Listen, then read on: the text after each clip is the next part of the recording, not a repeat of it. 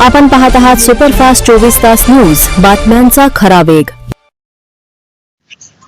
शोषित, वंचित, मागासवर्गीयांवर होणाऱ्या अन्याय अत्याचाराच्या विरोधात आक्रमकपणे लढा लढणारी व त्यांच्या न्याय हक्कासाठी वेळोवेळी रस्त्यावर उतरणारी आक्रमक संघटना म्हणून महाराष्ट्रातली बहुजन पॅंथर सेना।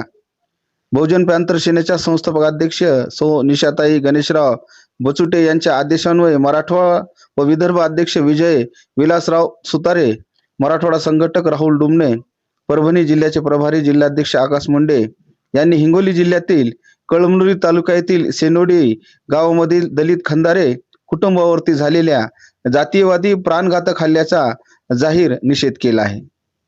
सदर कुटुंबास भेट देण्याकरता शासकीय रुग्णालय हिंगोली येथे भेट दिली आणि या परिवाराशी त्यांनी संवाद साधला आणि परिवाराला आधार देत त्यांचं सांत्वन केलं। आमची संघटना पूर्णपणे आपल्या पाठीशी आहे असा आधार देत त्यांना धीर दिला।